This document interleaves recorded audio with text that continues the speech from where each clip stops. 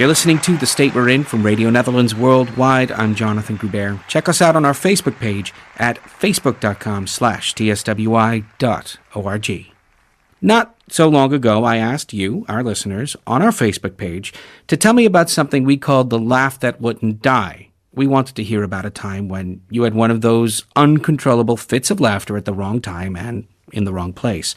Well, we got a number of responses, including this one from Lisabet in Seattle, Washington, in the United States, who wrote to us about one such time with her cousin, Ember. She's just one of those people that has that ability to make me completely hysterical, mostly in situations where it's not appropriate. Lisabet's laugh that wouldn't die happened when she went to visit Ember in New York.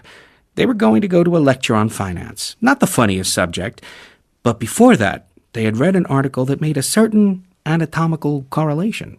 It made the correlation between the length of an index finger, man's index finger, and the length of his.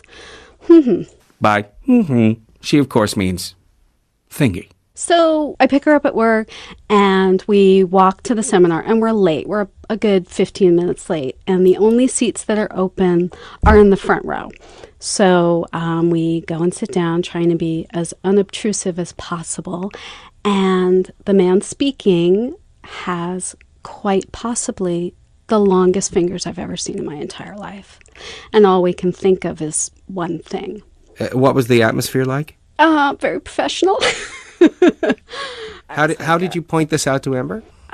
I think I whispered to her and kind of pointed to his hands. What exactly did you whisper? I said, "Look at his fingers." And then what did she do when you said that? She started laughing. She just got hysterical too. And it just got worse because you knew that we shouldn't be doing this, and then the absurdity of the situation, and then of course Ember, egging me on, points to her knee indicating length, and I'm gone. I'm completely gone. So. How long did this go on? Oh, a good 10 or 15 minutes at least. And how did the rest of the audience react to your laughter? Well, they're shuffling, and I tried to be as silent as possible, so they probably just saw somebody hunching over and, laughing and snorting, but... Did the speaker notice? He looked down at us and was like, "Are you kidding me? Shush." What happened? How did it end? We left, and then got outside, and then were able to finally let ourselves go and completely laugh out loud, when we got to the street. But yeah, it was preposterous. It was so funny.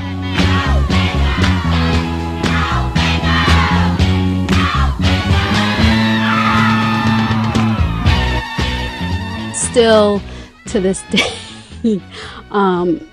if there's a cute gentleman walking around or we're somewhere, one of us will, of course, whisper at some point, "Check out his fingers." She is my person who can always get me to that place. Lisabet in Seattle, Washington.